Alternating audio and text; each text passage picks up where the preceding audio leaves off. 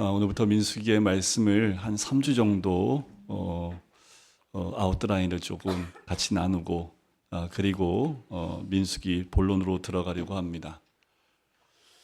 민수기라는 그 제목의 이름은 한국말로 하면 백성들의 인구수의 기록이라는 그 의미가 있습니다. 근데 원래 히브리 성경 원어에는 이 의미로 되어져 있지 않아요.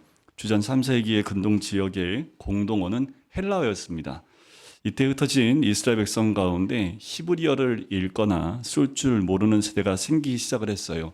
그래서 성경은 헬라어로 번역될 필요가 있었습니다. 그래서 히브리 학자 중 72명이 구약 성경을 헬라어로 번역하는 작업을 합니다. 그것을 70인경 혹은 70인역이라고 하게 되지요. 그래서 이것이 헬라어로 된 구약 성경으로 알려져 있습니다.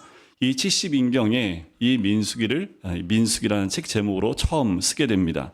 그리고 5세기에 번역되어 중세 시대에 가장 권위 있는 성경으로 여겨졌던 라틴어 성경, 벌게이트라고 하는데요. 이 역시도 70인경의 그 제목을 받아서 그대로 민수기라고 붙이게 됩니다. 하지만 본래 히브리어 성경에는 원래 첫 글자, 그 첫 글자를 따서 그 책의 제목을 갖게 됩니다.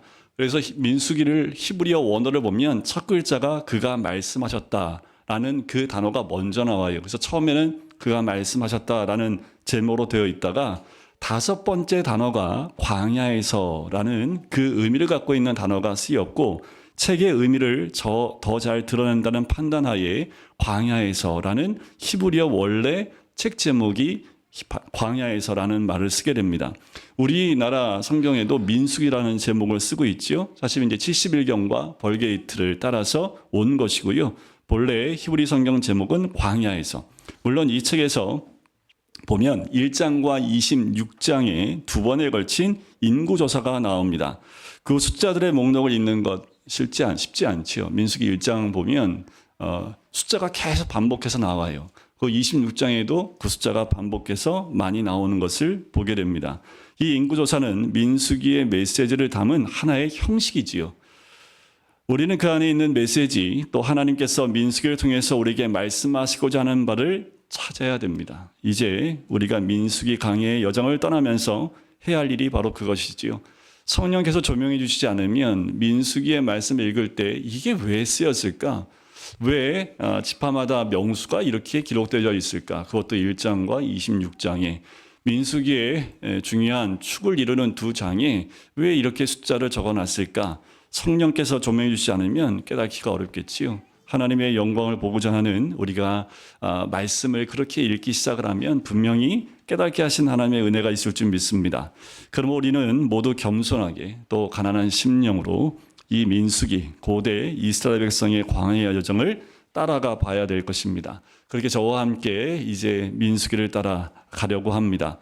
이 초대교회에 보면 우리가 잘 알고 있는 첫 순교자였던 스데반이 이 광야를 다니고 있는 이스라엘 백성을 향해서 광야교회라는 명칭을 처음 쓰게 됩니다.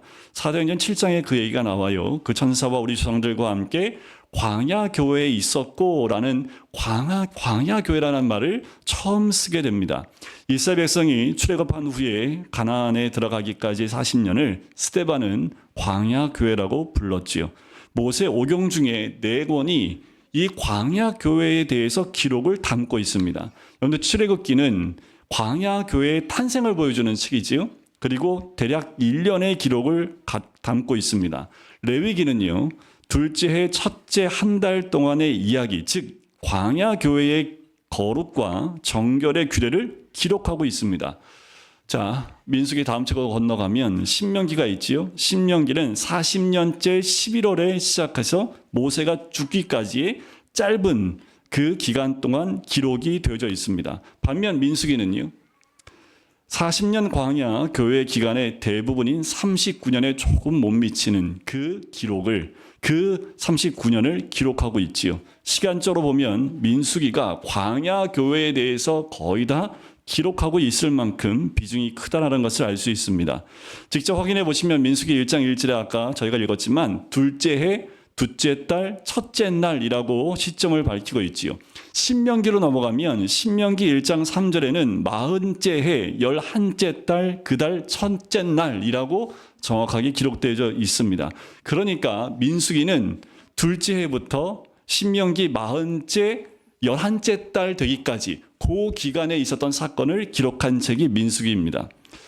자, 한 가지 더 흥미로운 사실이 있어요. 민수기가 다루는 39년의 광야 교회 기간의 대부분은 어디에 기록되어 있냐면 10장 11절부터 20장 1절까지 39년이 압축되어져 있다라는 거예요. 이스라엘 백성은 출애굽 후에 3개월째 들어갈 때 시내산에 도착을 하지요. 약 1년의 시간을 그곳에서 보냅니다. 그동안 율법을 받았지요. 하나님의 지시를 따라 성막을 지었고요. 제사장과 레위인을 구별하여 세웠습니다.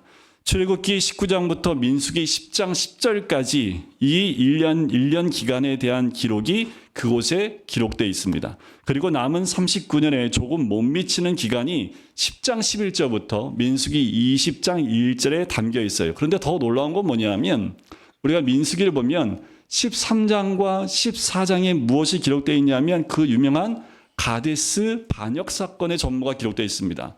12명의 정탐꾼을 보냈던 그 사건이지요.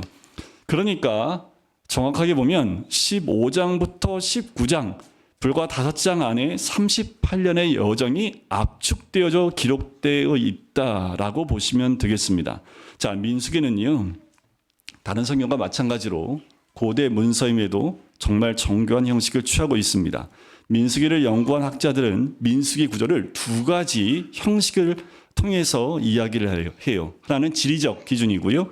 또 하나는 세대적 기준입니다. 둘 다 매우 의미가 있기 때문에 두 가지 가운데 첫 번째를 먼저 보면 지리적 기준에 의한 형식을 보겠습니다. 민수기 전체를 보면 세 부분을 나눌 수 있어요. 처음은 1장 1절부터 10장 10절까지인데 시내산 광야에서 바로 시내 광야에서 출발하여 가데스까지 가는 여정입니다. 그 무대는 시내 광야겠죠. 두 번째 무대는 바란 광야의 가데스입니다. 여기서 모압 평지로 가기까지 이스라엘 백성이 경험한 무서운 방황을 다루고 있는 내용이 10장 11절부터 22장까지 나와요. 마지막은 모압 평지입니다. 보시면 그 모압 평지에서 이루어진 일들, 그 일들이 기록되어져 있습니다. 지리적 구분으로 보자면 민수기는 이 세 개의 무대에 대해서 가지고 있는 셈이지요. 그런데 공통점이 있습니다. 무슨 공통점이 있을까요? 세 지역의 공통점, 다 광야라는 특징입니다. 자, 이제 두 번째 민수기가 가지는 형식의 기준인 세대입니다. 광야교회의 이야기는 두 세대의 이야기로 구분해 볼 수 있어요. 제1세대는 출애굽 당시에 20세 이상의 성인이었던 사람들, 그리고 그 아들, 그 이들의 자녀 세대들이 있었지요. 부모를 따라서 출애굽한 세대이지요. 제1세대 이야기는 민수기 1장부터 25장에 기록되어 있고요. 26장부터 제2세대의 이야기가 있습니다. 그리고 이 두 세대의 이야기는 큰 슬픔이 있습니다. 자, 제1세대는요. 우리가 잘 알고 있는 가데스 바네아에서 12명의 정탐꾼을 보냈던, 그리고 그 사건 때문에 불순종과 불신과 반역으로 인해서 약속의 땅 가나안에 들어가지 못하고 광야에서 다 죽은 세대가 1세대입니다. 이 1세대 가운데 딱 2명만 들어가지요. 여호수아와 갈렙만 들어가게 됩니다. 제2세대는 자기 부모들의 세대가 다 죽는 것을 광야에서 40년 동안 봐야 했습니다. 그것은 민수기 13장과 14장에 기록된 이 반역 때문이었지요. 이후 26장은 하나님께서 명하신 두 번째 인구조사를 기록하고 있습니다. 제1세대와는 아주 대조적인 광야 제2세대의 이야기가 시작이 돼요. 그들은 이전 부모들의 세대를 반면교사로 삼아서 하나님을 신뢰하고 순종하는, 반응하는 세대로 등장을 하는 거지요. 그런데 놀라운 건 뭐냐 하면 이 제2세대 이야기가 시작하는데 아주 기막힌 문학적 구성을 보여주고 있습니다. 언뜻 보면 되게 어설픈 것 같은 느낌이 들 정도예요. 제2세대의 이야기의 시작과 끝을 무엇으로 시작하고 무엇으로 끝내냐 하면 여인들의 이야기로 시작해서 여인들의 이야기로 끝을 맺어요. 바로 슬로보앗의 딸들 이야기입니다. 여러분들 많이 들으셔서 알 텐데 이게 위치한 곳이 참 독특합니다. 제2세대에 대한 이야기가 시작하면서 슬로보앗 딸 이야기가 등장을 해요. 민수기가 끝나면서 다시 한번 슬로보앗의 딸 이야기로 끝을 맺고 있다라는 거지요. 우리가 보기엔 그냥 이게 뭐지 하고 보낼지 모르겠지만 그 위치나 그 상태를 보면 하나님께서 이들을 통해서 뭔가 제2세대에 대해서 말씀하고 있다는 것을 깨달을 수 있겠지요. 자, 이 슬로보앗의 딸들은 요셉의 아들 므낫세 지파입니다. 그 아버지는 슬로보앗이지요. 아들이 하나도 없어요. 다 딸들만 남겨두고 광야에서 죽었습니다. 그녀들은 가나안 땅에 들어가게 되었을 때 땅 분배 원칙을 분명히 알고 있었습니다. 여인들에게는 분배와 상속권을 주지 않는다는 원칙이에요. 분명히 자기들의 아버지 슬로보앗도 땅을 분배받아야 합니다. 그런데 아버지가 죽었어요. 대를 이을 아들이 없고 딸들만 있어요. 그러면 슬로보앗의 그 기업을 받을 수 없겠지요. 그러니 이 딸들이 모세한테 간 거예요. 그래서 그 기업에 대해서 소유권을 주장하고 있는 겁니다. 그때 모세가 하나님께 나아가 기도하고 난 다음에 그 부분에 대해서 대답하고 있는 부분이 27장에 기록됩니다. 모세는 하나님께 아뢰었고요. 그 기업을 슬로보앗 딸들에게 기업으로 분배하라고 말씀을 듣습니다. 이렇게 일단락된 것 같아요. 그런데 마지막 36장에 한 번 더 나온다고 말씀을 드렸죠. 문제를 제기한 것은 이 므낫세 지파의 리더들이었습니다. 뭐가 문제였을까요? 여자들이니까 시집 가잖아요. 그런데 그 아버지의 기업을 이들이 받았는데 시집을 딴 지파로 가버리면 그 기업이 어느 지파로 가는 거예요? 다른 지파로 가게 되지요. 그러니까 이 리더들이 나와서 모세한테 질문을 합니다. 이들이 다른 지파로 가면 우리 므낫세 지파에 준 기업이 다른 지파로 가게 되는 것 아닙니까? 그래서 모세가 다시 한번 하나님 앞에 나아가 이 문제를 놓고 기도하기 시작을 합니다. 그때 이제 응답을 받아요. 슬로보앗 딸들에게 얘기하지요. 너희들이 결혼은 너희들의 마음껏 할 수 있지만 조건이 있는데 너희 지파 안에서만 결혼을 해야 된다라고 얘기를 해요. 슬로보앗 딸들이 그것을 믿음으로 받게 되지요. 이렇게 민수기가 끝이 나요. 여러분들 이상하지 않아요? 여러분들 민수기를 아마 읽을 때 맨 마지막에 이게 뭔 사건일까? 자, 제 질문은 이것입니다. 왜 슬로보앗 딸들의 이야기가 광야교회 제2세대의 이야기의 처음과 끝을 차지하느냐라는 거예요. 민수기는 그녀들의 이야기로 끝이 나요. 이상한 결말이 아닐 수 없지요. 사실은 이것이야말로 민수기를 기록하신 성령의 놀라운 지혜를 드러내는 아주 독특한 문학적 구성을 이루고 있다는 겁니다. 슬로보앗의 딸들의 이야기는 제2세대의 특징을 아주 분명하게 보여주고 있습니다. 아직 이스라엘 백성은 가나안 땅에 들어가지 못했지요. 멀리서 바라보고 있는 상태입니다. 이제 제2세대의 인구조사가 막 끝났어요. 26장에. 이때 슬로보앗 딸들이 후에 가나안에 들어가서 제비 뽑아 지파와 가족별로 얻게 될 기업에 대해서 자신들의 권리를 주장한 거예요. 아직 밟아보지 않은 땅입니다. 왜 그녀들은 그런 행동을 했을까? 땅에 대한 욕심일까요? 우리도 딸들인데 우리도 아버지 땅 줘야 되지 않겠습니까? 하면서 땅에 대한 욕심일까요? 아니면 자신들이 가지고 있는 그 권리를 주장하는 것이었을까요? 그렇다면 성경에 이런 방식으로 두 번이나 기록할 이유가 없었겠지요. 또 하나님도 모세에게 그와 같은 답을 주실 이유도 없었겠지요. 그렇다면 그녀들이 그런 요구를 한 것은 어떤 이유이고 어떤 의미를 가집니까? 그녀들은 그 땅을 하나님께서 주실 것이라는 것을 추호도 의심치 않아요. 기정사실로 받아들이면서 모세에게 자기들도 딸이지만 그 몫을 받게 해달라고 구한 거지요. 자, 그녀들은 믿음의 놀라운 특성인 장래의 은혜에 대한 소망, 그 기대를 표명한 거예요. 마치 히브리서 11장 1절에 믿음에 대한 정의를 한 것처럼 이 여인들이 그 믿음의 모습을 드러낸 거지요. 믿음은 바라는 것들의 실상이요 보이지 않는 것들의 증거라는 거예요. 또 이들은 마지막 장에서 자기 집안 사람들과 함께 결혼을 하고 그 대를 이어가는 것을 통해서 그 기업이 자기 세대만 끝나는 것이 아니라 다음 세대, 자손 대대로 이어질 것을 바라보는 소망 가운데 있음을 보여주고 있지요. 단지요, 슬로바 딸들이 시끄러운 여자들은 아닙니다. 또한 땅 분배가 아들 없이 딸만 있는 경우에 어떤 원칙으로 시행된다는 것을 말해주기 위해서도 아니라는 거예요. 그녀들의 행동이 지금 제2세대의 특징을 가장 두드러지게 대표하는 믿음의 사람들의 특성을 보여주기 때문이라는 거예요. 이 여인들의 그 요구와 그 고백은 두 번째 세대가 가져야 될 가장 큰 특징을 잘 보여주고 있다는 거지요. 이 여인들과 그들의 이야기가 제2세대의 처음과 끝을 장식하는 이유가 바로 여기에 있는 겁니다. 제2세대는 이 여인들처럼 믿음의 세대였다라는 거예요. 자기들의 부모 세대는 가나안 땅을 탐지한 정탐꾼들의 말을 듣고 불신함과 패역함으로 반응해서 광야에서 죽거나 애굽으로 돌아가는 것이 차라리 낫겠다고 말하고 지도자를 세워 애굽으로 가겠다고 하나님께 반역했던, 그 반역을 행했던 세대였습니다. 이 반역으로 말미암아 제1세대는 다 자신들이 말했던 대로 어디서 죽어요? 광야에서 다 죽습니다.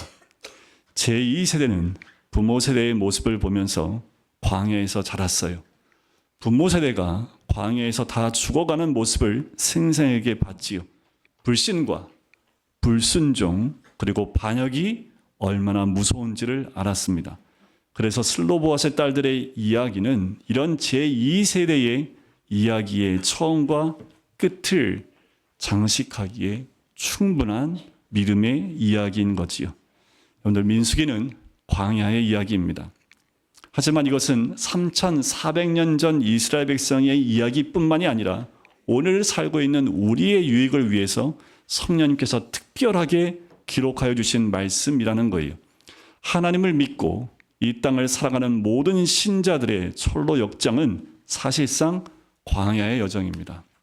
그리스도 안에서 신자의 구원은 성취되었지요. 하지만 여전히 구원의 완성을 기다리는 사람들이에요. 이미 구원받았지만 아직 구원받지 못한 사이에 있다는 거지요. 이 사이에 우리가 살아가는 무대가 바로 어디라고요? 광야입니다. 광야 교회에 이스라엘 백성의 출애굽과 약속의 땅 사이를 걷는 순례자들이었다면 신자들 역시 똑같습니다. 다 순례자의 길을 걷고 있다는 거지요. 그런데 광야는 어떤 것입니까? 수많이 위험이 도사리고 있습니다. 우리의 믿음을 도전하는 시험과 유혹들이 있어요. 광야는 충분한 자원을 가지고 자신이 예측하고 계획할 수 있는 삶을 살아갈 수 있는 곳이 아닙니다. 그런데 우리는 광야에 살면서 그렇게 살길 원하지요. 또 광야는 걷다 보면 고단함에 지쳐서 우리가 가야 할 목적지를 놓쳐버릴 수도 있는 바로 그 장소입니다. 민수기는 이런 인생 여정을 가는 신자들에게 믿음으로 사는 순례자의 여정이 무엇인지 보여줘요. 이 점에서 민수기는 그 어떤 성경보다 우리에게 굉장히 실제적입니다. 또 우리에게 굉장히 큰 교훈을 주는 책이기도 해요. 우리가 민수기를 상고하면서 우리들이 걷는 철로 역정에서 적용할 정말 중요한 세 가지를 한번 함께 나누어 보고자 합니다. 그 첫 번째는 목적지를 놓치시면 절대로 안 돼요. 광야의 여정은 고난의 연속일 수 있습니다. 그런데요, 이스라엘 백성이 40년 동안 늘 경험했던 게 뭐냐면 불기둥과 구름기둥의 인도입니다. 안식일을 제외하고 매일 어김없이 하늘에서 뭐가 내렸어요? 만나를 경험했던 곳이기도 합니다. 또 물이 필요하면 언제든지 반석을 깨뜨려서 물을 얻는 것 같은 그 수많은 은혜의 체험들이 있는 곳이 광야였습니다.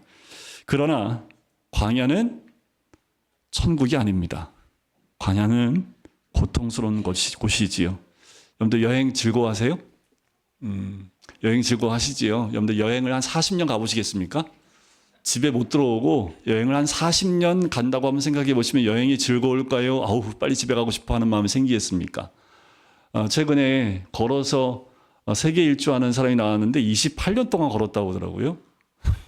28년 동안 그거 보면서 뭔 짓이야 이게 이렇게 생각을 했는데 여러분들 우리가 광야에서 뭔 짓이야 이게 하면서 걸어가고 있는 것 아닙니까? 이 여행에서 중요한 건 뭐예요? 목적지를 놓치지 않는 겁니다. 광야 이스라엘 백성에게 목적지는 어디였습니까? 가나안 땅이었습니다. 하지만 그 약속의 땅이 희미해지고 나니까 그 땅을 믿음으로 바라보지 못했던 제1세대는 다 어디서 죽었어요? 광야에서 다 죽었습니다. 뭐 때문에요? 목적지가 희미해지니까. 여러분들 목적지를 놓치지 마십시오. 인생을 살면서 중요한 것은 어떻게 하면 고생을 덜 하고 살 수 있느냐가 아닙니다. 내가 지금 계속해서 목적지를 향해서 가고 있는가가 중요해요. 그런데 우리는 오늘도 그 목적지, 하나님이 약속하신 그 약속의 땅을 향해서 가고 있느냐라는 거예요. 한 치의 땅도 얻지 못할 뿐 아니라 보지도 못했음에도 불구하고 하나님께서 약속하신 땅을 얻을 것을 의심치 않는 믿음으로 모세에게 나아갔던 슬로보앗의 딸들이야말로 목적지를 놓치지 않고 순례의 길을 그 여정을 가는 복된 신자들의 대표임에 틀림없습니다. 아무리 힘들어도요, 아무리 고통스러워도 우리가 가야 할 그리고 하나님께서 약속하신 목적지를 절대로 놓치시면 안 됩니다. 두 번째는 공동체에 결속해야 합니다. 광야에는 길도 없고요, 이정표도 없어요, 지도도 없고요, 내비게이션도 없습니다. 민수기를 통해서 하나님께서 우리에게 주시는 또 하나의 중요한 교훈이 있다면 광야에서는 떨어지면 죽어요. 낭떠러지에서 떨어지는 거 말고요, 함께 했던 이스라엘 백성의 그 모임 가운데서 떨어져 나가면 죽어요. 왜냐하면 광야는 불뱀이 있습니다. 전갈이 있어요. 근데 불뱀과 전갈이 언제 공격하냐 하면 따로 떨어져 있는 사람들을 공격합니다. 왜냐하면 이스라엘 백성이 함께 움직이면 그 진동 때문에 불뱀이나 이 전갈들이 달려오지 못합니다. 그런데 홀로 떨어져 있는 것들은 목표물이 된다고 얘기를 해요. 그래서 전갈의 공격과 불뱀의 공격을 반드시 받는다고 합니다. 공동체의 결속을 해야 사는 거지요. 혼자서 광야를 지나겠다는 것은 매우 어리석고 또 매우 어리석은 만용일 뿐입니다. 믿음을 가진 신자가 이 땅을 살아가는 것도 마찬가지예요. 혼자서 믿음을 지키고 살아가는 것은 어렵고 또 위험한 일입니다. 여러분들, 코로나 지나면서 너무나 많은 가정들이, 너무나 많은 그리스도인들이 신앙을 혼자 가질 수 있다는 생각을 많이 가져요. 그렇다면 처음부터 하나님이 교회라는 공동체를 허락하지 않으셨겠지요. 하나님께서는 우리에게 교회를 주셨습니다. 우리의 철로 역정이 정상적이고 안전한 여정이 되어 마침내 천국에 들어가게 되려면 우리에게는 이 공동체가 필요해요. 근데 우리가 생각하는 교회, 좀 오해되는 교회의 모습을 생각할지 모르겠습니다. 여러분들 주일날 잠깐 모이는 이 모임이 교회라고 착각하시면 안 돼요. 서로 관심을 가지고요, 사랑하며 돌보아주고 책임을 나눠줄 수 있는 공동체를 말하는 겁니다. 이것이 참된 교회이지요. 교회의 울타리를 안에서 주님께서 자기 백성 양떼들을 돌보시고 인도하신다라고 말씀을 하십니다. 우리의 신앙생활이 여전히 결속되지 않은 채 홀로 가는 자리에 있다면 여러분들 굉장히 지금 위험한 자리에 있다라고 보시면 돼요. 여러분들 홀로 떨어지지 마십시오. 믿음의 교제에서 멀어지지 마십시오. 그래도 잘 산다고요? 아니요. 여러분들의 영혼은 언제든 사단의 먹잇감이 될 수 있어서 언제든 그 자리에서 쫓겨남을 당할 수 있고 사단의 밥이 될 수 있다라는 거예요. 교제는 우리의 신앙생활에서 아주 강조해도 지나치지 않아요. 근데 목사님, 교제를 하고 싶은데 맨날 싸워요. 그것도 하나님의 인도하십니다. 여러분들 200만 명, 300만 명이 모였던 이스라엘 백성들 가운데 도둑놈 없었겠습니까? 사기꾼 없었을까요? 있지요. 왜 없었겠어요? 그럼에도 불구하고 그들이 떨어져 나갔던가요? 아니요. 하나님이 그 죄에 대한 그 회개할 수 있는 그 길을 열어주셨던 거지요. 또 세 번째, 오직 하나님만 바라보십시오. 광야는 우리가 예측하고 계산하고 계획한 대로 살아가는 삶이 아니에요. 예측할 수 없는 삶이라는 거지요. 우리 인생이 그렇지 않을까요? 전혀 생각지도 않은 일들이 불쑥불쑥 일어나는 것이 우리의 삶입니다. 여기서 우리가 배워야 할 것은 하나님을 바라보는 거예요. 하나님을 의지하는 거지요. 광야에는 풍부한 자원이 있지 않고요. 주어지지도 않습니다. 농사를 짓거나 과수원을 할 수 있는 것이 아니에요. 매일 하나님을 의지하고 살아가야 되는 것이 광야입니다. 저는 우리가 세월과 함께 나이가 더할수록 더 깊이 배워갈 수 있게 되기를 원합니다. 지금 우리가 서 있는 이 무대가 광야라는 사실을 직시하셔야 합니다. 내가 살고 있는 삶의 현장이 광야라는 것을 우리는 아셔야 돼요. 그리고 참되신 하나님을 의지하지 않고서 광야의 여정을 더 걸어가는 것은 영적 자살 행위라는 사실을 반드시 기억하셔야 됩니다.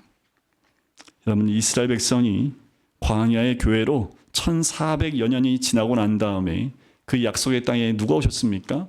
예수 그리스도가 이 땅에 오셨어요. 공생에 시작하기 전에 광야로 나가셨던 예수님의 모습이 마태복음에 나오지요. 마태복음에는 성령에 이끌리어 마귀에게 시험을 받으러 광야를 가세요. 며칠 동안 금식하세요? 40일 동안 금식하신 후에 줄였다라고 말씀을 해요. 예수님이 광야로 가신 목적이 기도하기 위해서일까요? 마태복음에는 목적이 어디 있다고 나옵니까? 마귀에게 시험을 받는 것이라고 밝혀요. 자, 이것이 무엇을 말해주는 것일까? 광야 교회에서 실패했던 이스라엘 백성을 대표로 예수님께서 다시 광야로 나가셨습니다. 그들이 광야에서 보낸 40년을 상징하는 그 40일을 주님은 광야에서 아무것도 먹지 않고 금식하셨습니다. 그리고 이스라엘을 넘어뜨렸던 유혹자 마귀가 이제는 예수님을 감히 넘어뜨리려고 와요. 에덴 동산에서 아담과 하와가 실패를 했던 그 자리, 그리고 광야 교회가 넘어졌던 바로 그 자리, 그 광야에 오셔서 동일한 조건 속에서 마귀의 유혹을 받으셨지요. 하지만 우리 예수님은 그들과 달리 무엇으로 그것을 이겨냅니까? 성경 말씀으로 마귀의 유혹을 이기셨고 물리치셨습니다. 무엇을 위함이고 누구를 위함입니까?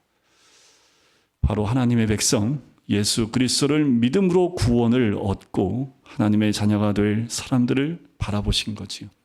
주님은 우리를 대신하여 광야에 나가셨고 거기서 우리를 위하여 마귀의 모든 시험을 물리치셨습니다. 여러분들 반드시 기억하세요. 민수기에는 실패한 이야기가 굉장히 많습니다. 그리고 광야에서 죽어간 사람들의 이야기가 많아요. 이 이야기는 우리로 하여금 그리스도를 바라보게 하는 거지요. 우리 역시 광야 같은 인생에서 믿음을 지키고 살아가는데 수많은 실패를 가지고 살아가지는 않습니까? 하지만 우리에게는 광야에서 마귀의 모든 시험을 능히 이기시고 우리를 위하여 이기시고 우리의 의가 되어주시기 위해서 그렇게 하신 그리스도가 계시다는 것을 우리는 잊지 말아야 합니다. 지금도 우리가 걸어가고 있는 그 길, 우리도 수없이 많이 넘어지고 길을 잃지만 우리 대제장이신 그리스도가 계시며 그리스도께서 우리의 구원을 성취하셨기에 우리는 또 힘을 얻고 그 길을 걸어갈 수 있는 거지요. 우리 앞에 남아있는 여정도 그리스도께서 이루어주신 일 위에서 보장된 철로 역장을 하나님을 의지하며 걸어가는 겁니다. 그런데 이제 민수기를 통해서 이스라엘 백성의 실패했던 그 과거의 역사들, 그들이 왜 광야에서 그렇게 하나님을 향해서 원망하고 불평할 수밖에 없었던지, 그리고 왜 실패했는지, 그들이 왜 광야에서 죽었는지, 결국 제2세대를 통해서 어떻게 가나안 땅에 들어가게 됐는지를 그 여정을 함께 걸어가길 원합니다. 여러분, 우리의 인생도 목적지를 이루시면 안 돼요. 누구와 가는지도 또 누구를 바라봐야 되는지도 여러분들 잊으시면 안 돼요. 그래서 우리가 주님 만나는 그날까지 우리가 함께 공동체를 이루며 주님 안에서 주님이 인도하심 받는 우리 모든 한 가정 한 가정, 우리 모든 성도님 또 우리 교회가 되기를 주님의 이름으로 간절히 축원드립니다.